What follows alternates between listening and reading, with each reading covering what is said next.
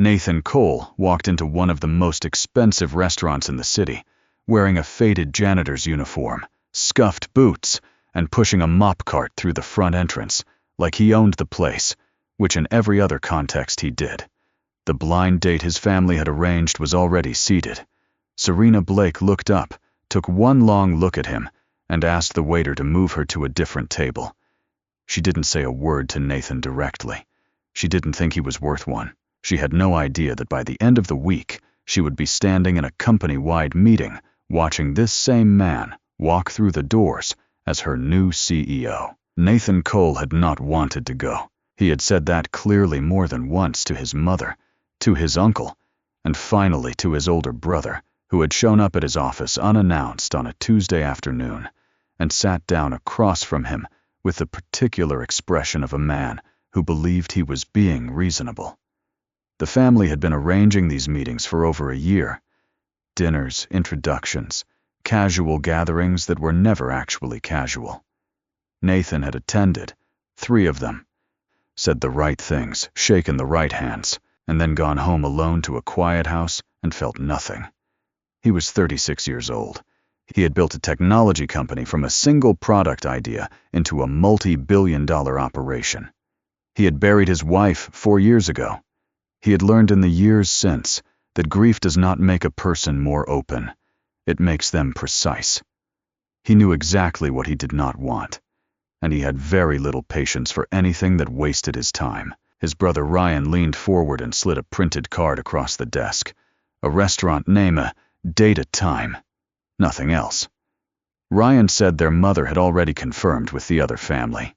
He said it would be one dinner. He said Nathan owed it to himself to at least try. Nathan looked at the card for a long moment. Then he picked it up and put it in his jacket pocket, and Ryan seemed satisfied enough to leave.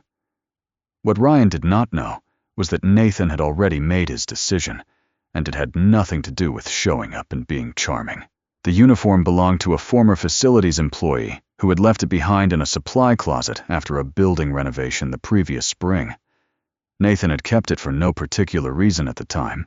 It was gray-green, slightly faded at the elbows, with a chest patch that read a generic maintenance company name in block letters.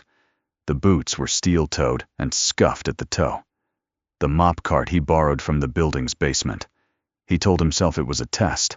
He told himself that if a woman was genuinely decent, she would not care. She would look past it. She would be curious, maybe even amused. And if she wasn't, then the evening would end quickly and cleanly, and no one's time would be wasted. He believed this logic completely. He had not yet learned what it would cost him. Serena Blake had not wanted to go either, but for different reasons. She was 32, a senior project manager at Callaway Group, one of the larger mid-tier conglomerates in the city. She had been with the company for 7 years, had been promoted twice, and was currently overseeing a portfolio of 3 simultaneous client accounts that required her to be in the office before 8 every morning and rarely allowed her to leave before 7 at night. She was good at her job in the way that people are good at things they have decided to be defined by. Her apartment was clean, her calendar was full, and the space between those 2 facts was where she lived. Her mother called every Sunday. The calls had shifted over the past 2 years from general check-ins to something more pointed. Her mother would mention cousins who had married. She would mention a colleague's daughter. She would say things like, "You work so hard, sweetheart, but a career doesn't keep you warm." Serena had learned to hold the phone slightly away from her ear during these portions of the conversation. She was not against the idea of a relationship. She was against the idea of settling for something that didn't fit properly, just because the people around her had decided it was time. But the blind date had been arranged without her direct consent, framed as a done thing by the time her mother mentioned it. The other family was good people, her mother said. The man was successful, responsible, serious. Serena had asked what he did. Her mother said she wasn't entirely sure, but that he was doing very well. Serena had read between those lines and imagined someone moderately accomplished, probably pleasant, probably boring. She bought a new dress anyway. She made a reservation for her hair.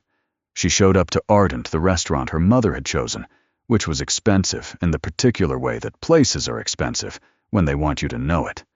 15 minutes early, was seated at a corner table and ordered sparkling water while she waited. She was looking at her phone when Nathan walked in.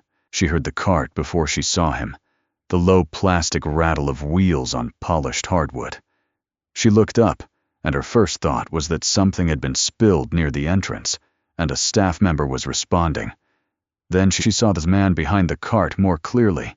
He was tall, clean-shaven, with the kind of face that would have been conventionally attractive under almost any other circumstance. But he was wearing a maintenance uniform. He was scanning the room with the focused expression of someone looking for a specific table. And then his eyes landed on hers, and he walked toward her. Serena's face did something she could not fully control. It was not a dramatic reaction.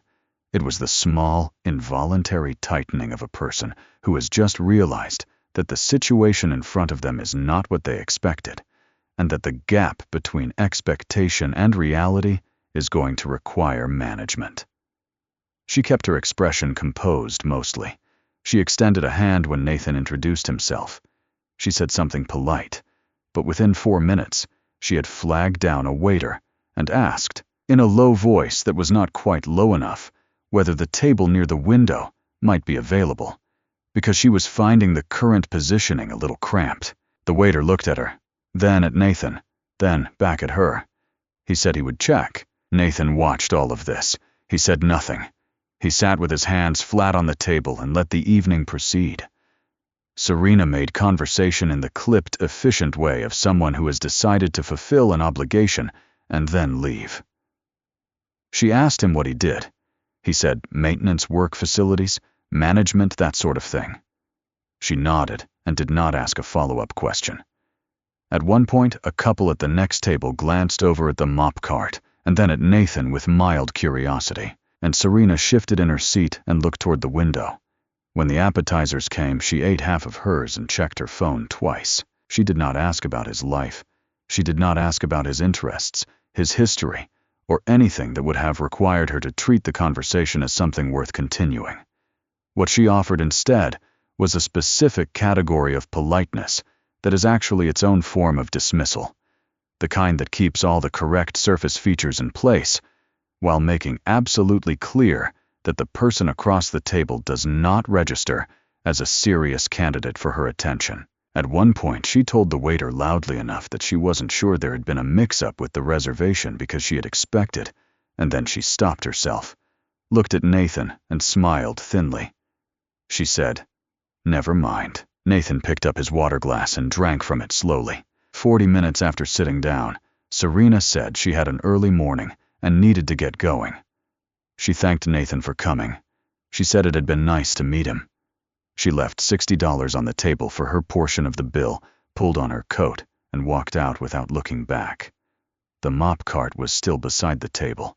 A busboy eventually came over and stared at it for a moment, before wheeling it carefully toward the back hallway. Nathan sat alone with the check and the remains of a dinner he had not actually wanted.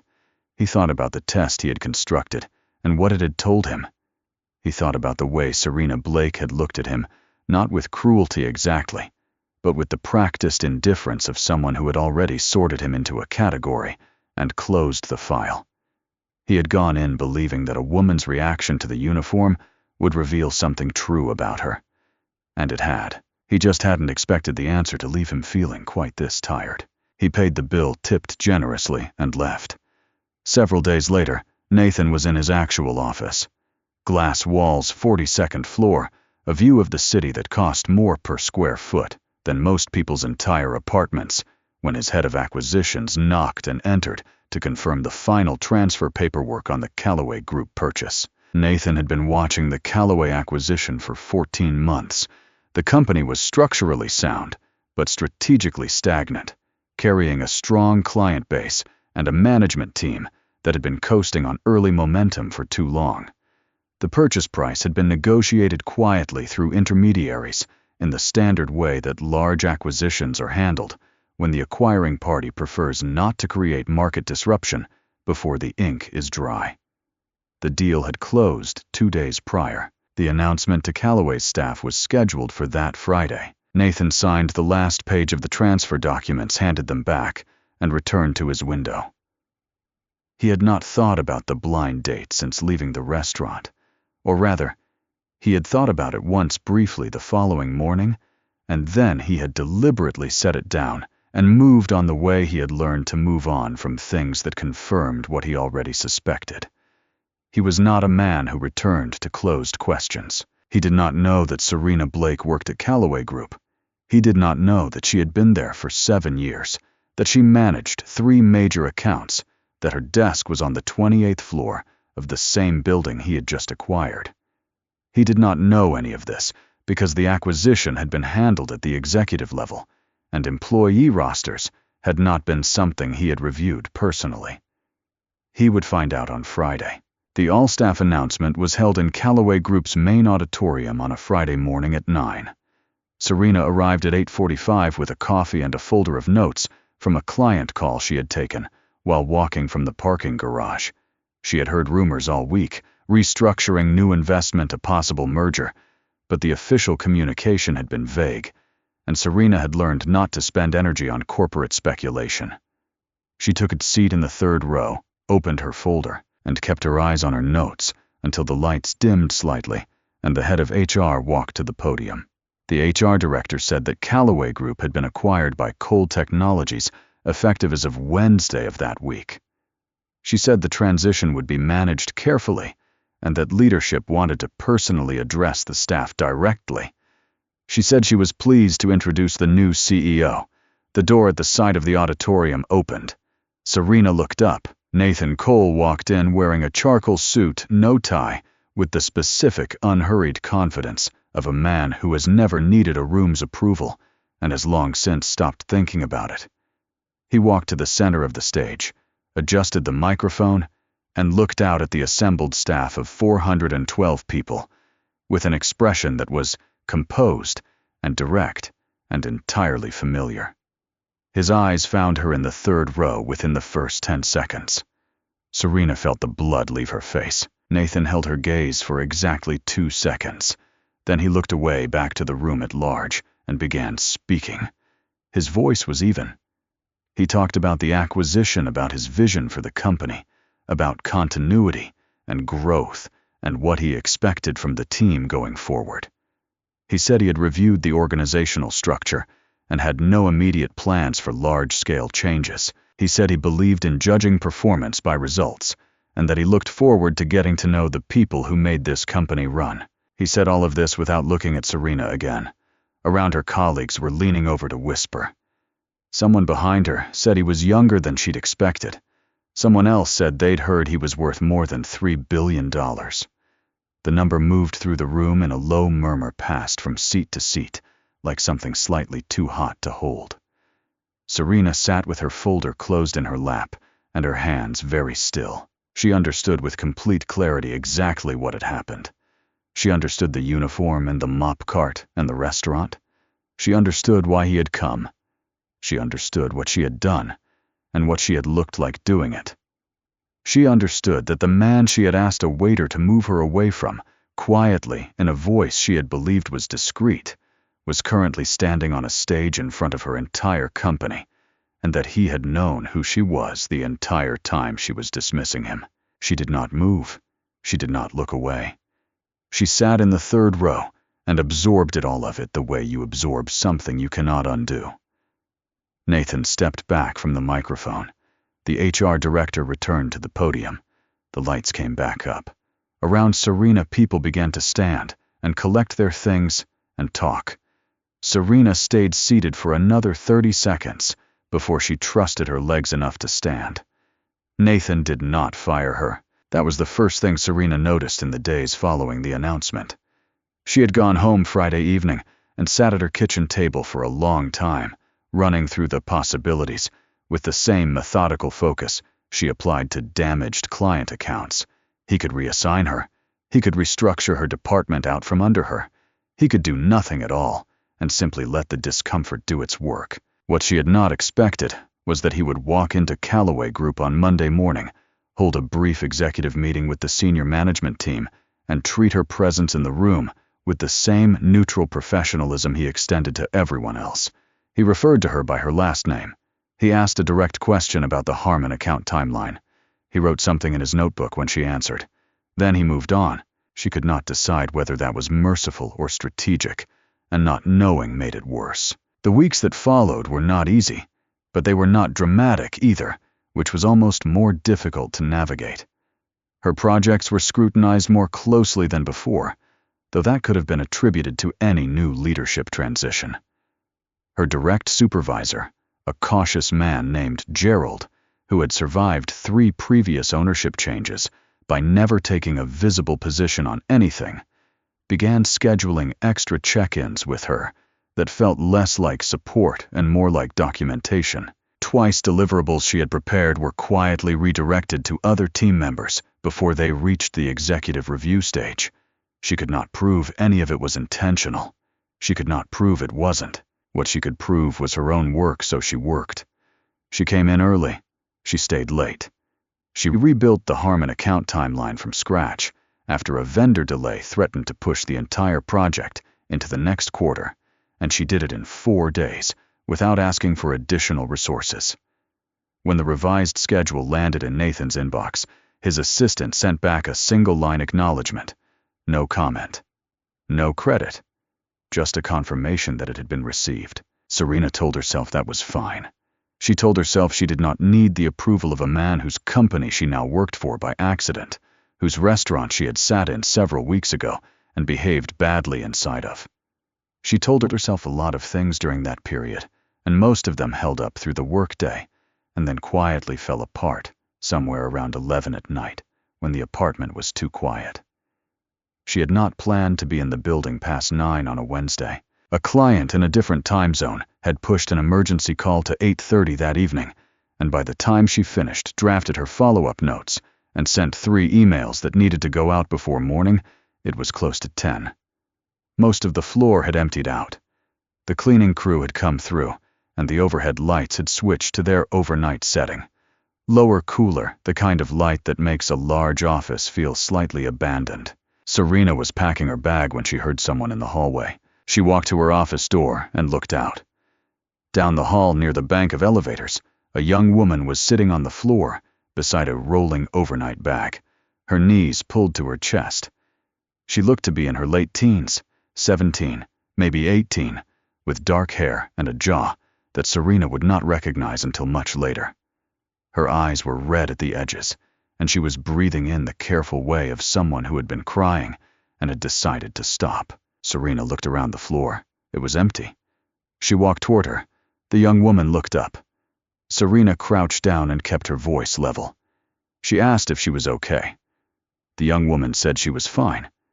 Serena asked if there was someone she was waiting for. The young woman said her father was in a meeting that was running long, and her ride had fallen through. She said her name was Paige.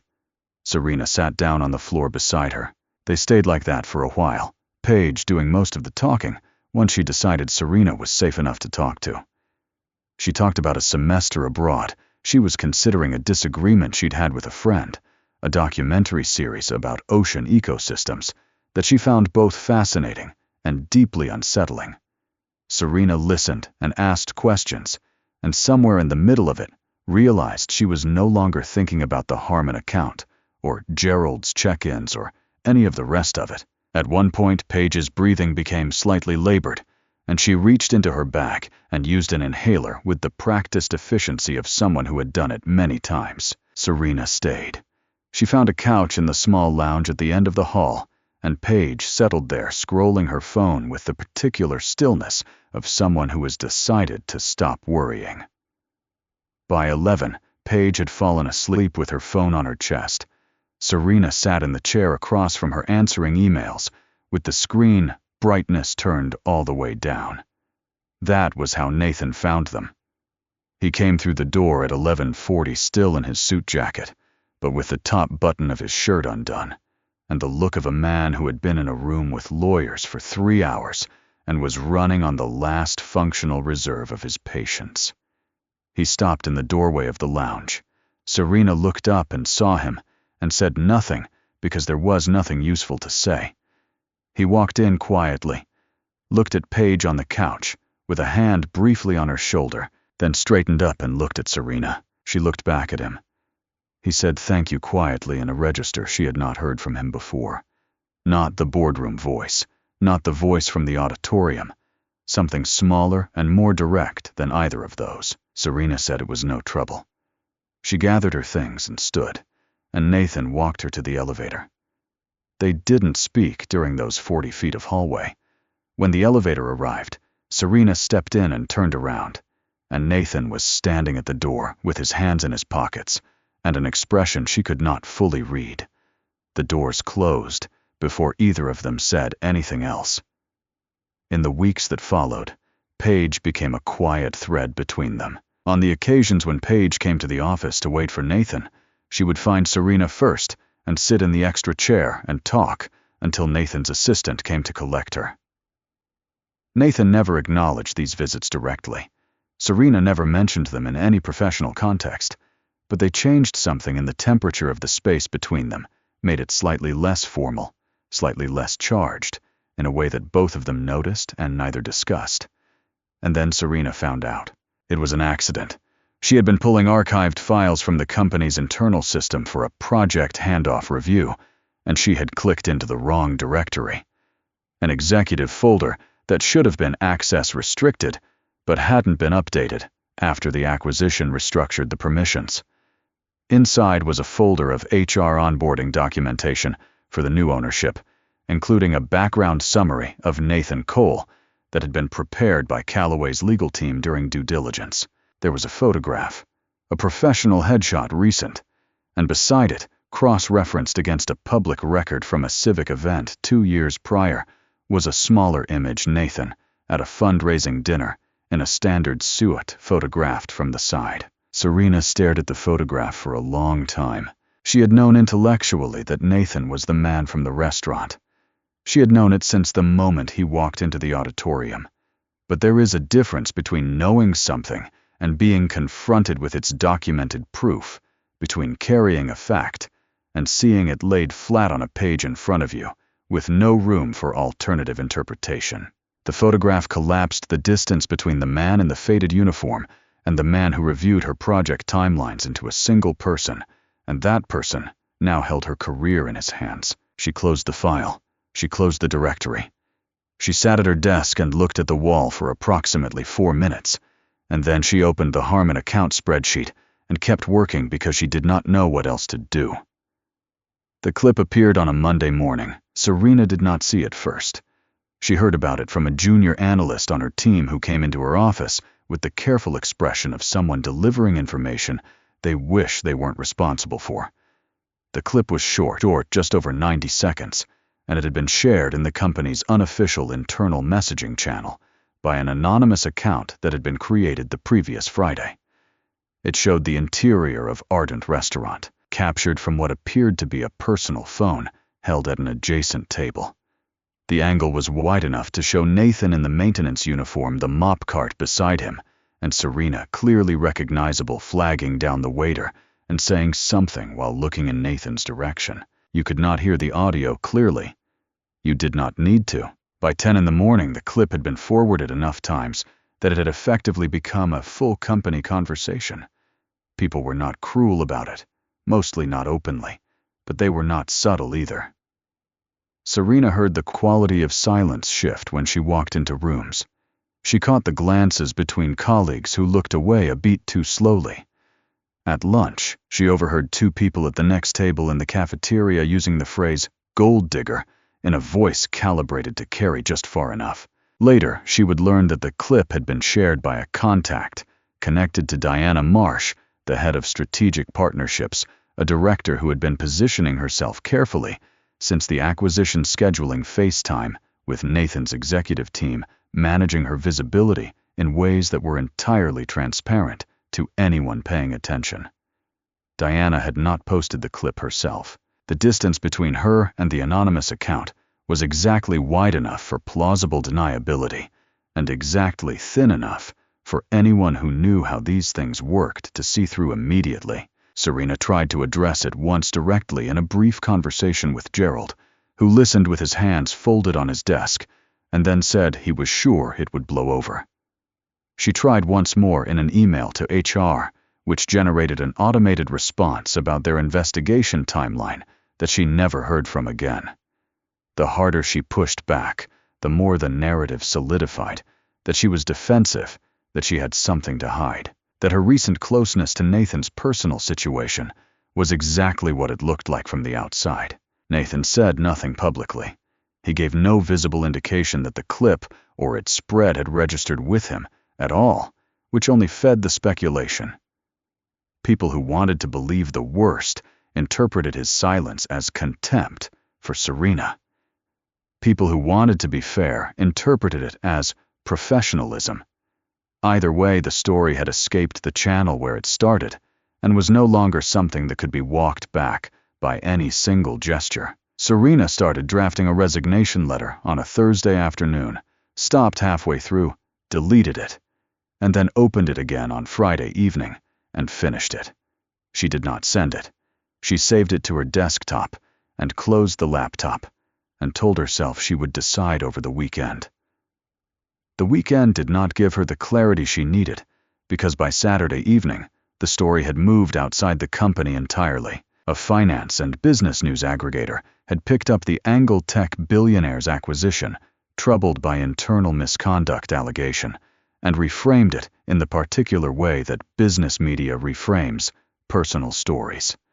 Stripped of nuance, loaded with implication, structured to generate the maximum number of clicks from people who would never read past the headline.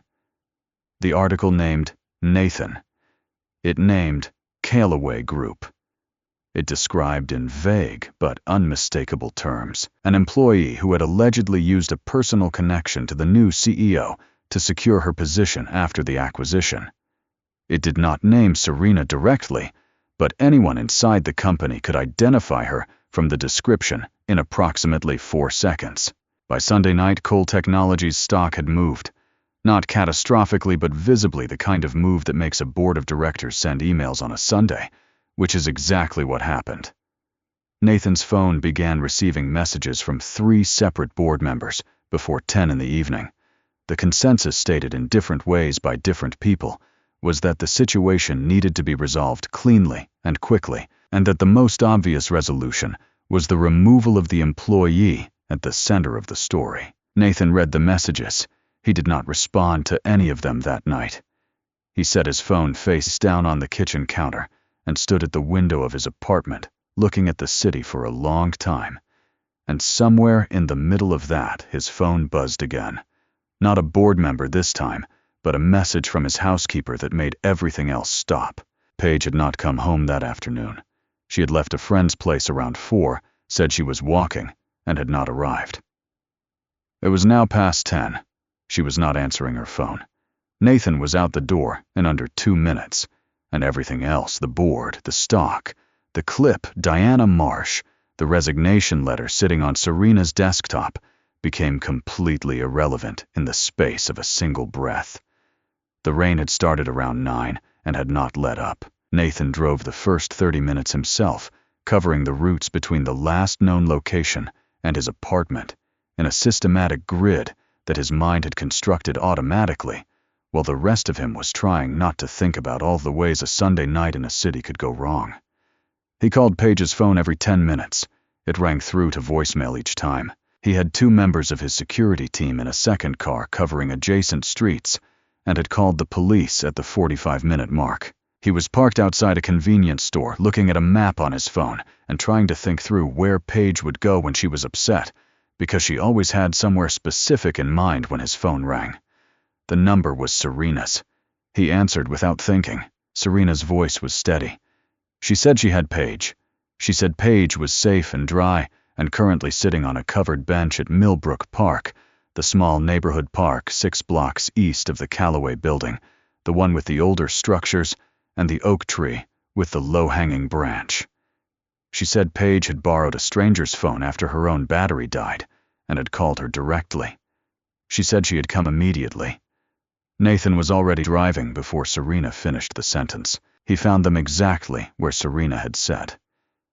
The park was empty at that hour, lit by 2 overhead lamps that turned the rain into pale diagonal lines against the dark. Serena was sitting on the covered bench with Paige beside her, Serena's coat across both their shoulders. Paige was awake, her eyes tracking her father as he came across the wet grass. She looked exhausted and slightly sheepish, in the way of someone who had made a decision that felt necessary at the time and was now beginning to feel its weight. Nathan sat down beside Paige and put his arms around her and held on. She held back. Neither of them spoke for a while. When Nathan straightened up, Serena had moved slightly to the side to give them space. She was standing in the rain, now her coat still with Paige, her arms crossed against the cold. Her hair was wet. She was looking out toward the far end of the park with the careful neutrality of someone who understands that a moment doesn't belong to them and is choosing not to intrude on it. Nathan looked at her, standing there in the rain, her coat gone, making herself small. In a moment she could have easily centered herself in, and something shifted in him that had been resisting shifting for weeks. He took off his jacket and put it over her shoulders without asking. She looked at him. He looked back at her. The rain came down between them and neither of them moved away from it. On the drive home, Paige told him what had happened. She had seen the clip. She had read the comments underneath it on the company message board before someone took the thread down. What she had understood from all of it was that her presence in that office, the nights she had waited for Nathan, the conversations with Serena, all of it had become the raw material for a story that was now damaging someone who had never been anything but kind to her. She had needed to get out of the apartment and walk, and she had ended up at the park without entirely deciding to go there. Nathan listened without interrupting. When she finished, he told her that none of what had happened was her fault, that this was a situation adults had created and adults would resolve, and that Serena was going to be all right. He said that last part with more certainty than he currently had evidence to support, and he knew it, and he said it anyway. Paige looked out at the rain and said she hoped he was right. He drove the rest of the way home in the specific silence of a man who has just made up his mind about something. The board meeting was called for Tuesday at 8 in the morning. There were 7 members present in the room and 2 attending remotely via screen. The agenda was straightforward: review the situation, assess the reputational exposure, authorize a resolution. The resolution, as 3 of the 7 had indicated in their Sunday night messages, was the termination of the employee involved. Clean, quick, defensible. The kind of thing that could be communicated to the press as a standard post-acquisition personnel decision. Nathan let the opening remarks run their course. He let the risk summary be presented. He let the external communications consultant, who had been brought in as a precaution, walk through a brief slide deck on narrative management. He sat at the head of the table and listened to all of it with his hands flat on the table and his expression giving nothing away. Then he spoke. He started with the acquisition. He talked about why he had purchased Callaway Group, what he believed the company could become, what kind of leadership culture he intended to build. He said he had spent the better part of 2 years watching companies destroy their internal credibility by making personnel decisions in response to public pressure, and that he had not built cold technologies by following that playbook. He said the situation that had generated the current media attention had originated with a clip shared anonymously through unofficial channels, and that a preliminary internal review had identified the source as connected to a director who had a documented pattern of leveraging personal rivalries in ways that were not consistent with the company's standards. He said Diana Marsh's employment was being reviewed separately and would be resolved through proper process. Several people at the table exchanged glances. The communications consultant wrote something in her notebook. Nathan then said something that no one in the room had been prepared for. He told them the full story of the blind date. He told them about the uniform, the mop cart, the restaurant. He told them it had been a deliberate test, one that he had designed himself, and that Serena Blake had failed it by behaving exactly as a person behaves when they have absorbed the same social assumptions that most people absorb without questioning them. He told them that in the week since, he had watched her work harder than anyone on that floor, show genuine care for people in his life when she had no professional reason to, and carry herself through a public humiliation with more dignity than he would have managed under the same circumstances. He said that a single moment of poor judgment at a dinner table before she had any idea who he was did not constitute professional misconduct, and that he had no intention of removing her from her position. One of the remote board members said that the market exposure was real regardless of the internal story. Another said the optics were difficult to manage without a visible action. Nathan said that the visible action was going to be the truth, and that if the board wanted to remove his authority to make personnel decisions within his own acquisition, they were welcome to discuss that formally, and he would respond to it formally. The room was quiet for a moment. Then the board chair, a man named Victor Hale, who had known Nathan for 6 years and had learned when to push and when to stand back, said he thought they had heard enough to proceed with Nathan's recommendation. The vote to defer to Nathan's judgment on personnel matters passed 5-2. The meeting ended at 9:47. Serena was in her office when Nathan appeared in her doorway. She had come in that morning because she hadn't been able to justify not coming in, because staying home felt like a concession to something she wasn't ready to concede. She had the resignation letter open on her screen, not because she was actively working on it, but because she had opened it out of habit and then not been able to close it. When she looked up and saw Nathan standing in her doorway in the same charcoal suit he'd worn to the board meeting, she reached over and clicked the window closed with the brisk efficiency of someone who is absolutely not going to acknowledge what was just on their screen. Nathan walked in and sat down across from her. He had stood in her doorway twice for brief exchanges, but he had never come in and sat down. It changed the character of the space. It made the conversation before it had started into something different from every other conversation they had conducted since the acquisition. He told her what had happened in the board meeting. He told her about Diana Marsh. He told her that her position was secure and that the internal review process would proceed without any action against her. He delivered all of this in the same even direct tone he used for most professional communications, and Serena listened with her hands in her lap and her expression carefully arranged. Then he said something that was not in the register of a professional communication at all. He said that he had been unfair to her. Not in any specific observable action he had been, by most external measures, professionally correct throughout their working relationship. He said the unfairness had been internal in the way he had continued to hold the restaurant against her, long after he had started to see evidence that contradicted the version of her he had constructed that night. He said he had built a test designed to reveal something true about people, and when the test had given him a result he didn't like, he had treated that result as a permanent conclusion rather than a single data point. He said that was his error, not hers. Serena looked at him for a long time after he stopped speaking. Outside the building's ventilation system hummed steadily in the walls. Somewhere down the hall a phone rang twice and went silent. She said that she had behaved badly at the restaurant. She said it directly, without qualification, without redirecting toward the pressure she'd been under, or the expectations she'd been managing, or any of the other available contexts that would have softened the admission.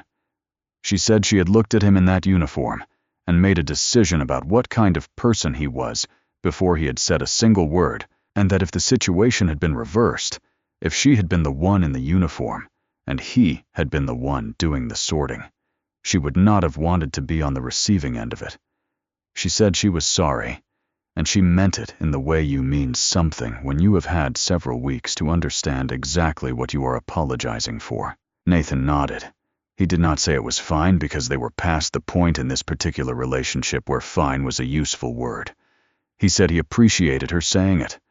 They looked at each other across the desk, and the weight of the past several weeks, the auditorium, the late nights, the clip, the rain at Millbrook Park sat between them like a map of how they had gotten here, not pleasant to look at, but accurate. Nathan stood to leave. He was almost at the door when Serena said his name. He turned around. She said that Paige had called her from a stranger's phone on Sunday night because Paige had memorized her number. She said she hadn't known that until Sunday. She said she thought he should know. Nathan stood in the doorway for a moment. Something moved across his face that he didn't try to manage. He said he knew. He said Paige had told him. Then he said quietly that he thought they should have dinner. Not arranged by anyone. Not a test. Just dinner. Serena said yes before she had consciously decided to, which told her something she filed away to think about later. Several months passed. The Callaway integration settled into the rhythms of any large structural change, difficult in patches, smoother than expected in others. The business media story cycled out within 2 weeks, replaced by other stories about other companies, as they always are. Diana Marsh's employment ended through the formal process Nathan had referenced, documented, and clean, and without public fanfare. The Harmon account that Serena had rebuilt from scratch became the model used to restructure 2 other underperforming client portfolios. Gerald stopped scheduling the extra check-ins. Serena stopped thinking about her title and her positioning and the careful architecture of how she was perceived, and started thinking about the work itself, which turned out to be more interesting without all the scaffolding around it. Nathan stopped reading the test results of everyone he met and started reading the people instead, which was harder and slower and occasionally wrong and considerably better than the alternative. On a Friday evening in late spring, Nathan drove to Ardent. He was wearing the faded gray-green maintenance uniform. He had found it in the back of his closet the previous weekend and had held it for a moment before deciding to bring it. Serena was already seated when he arrived. She looked up, took in the uniform, and laughed a real laugh, unguarded, the kind that changes a person's whole face. Nathan sat down across from her, and she reached across the table and took his hand, and held it. She told him it was the ugliest thing she had ever seen. He told her he was aware.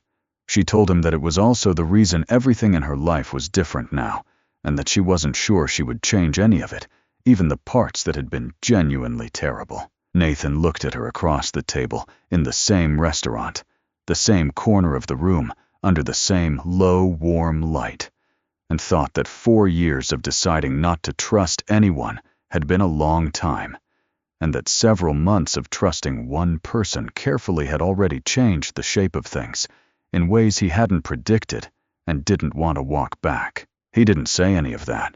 He just kept her hand and looked at the menu, and she did the same. And the evening moved forward the way evenings do when there is nowhere else either person would rather be.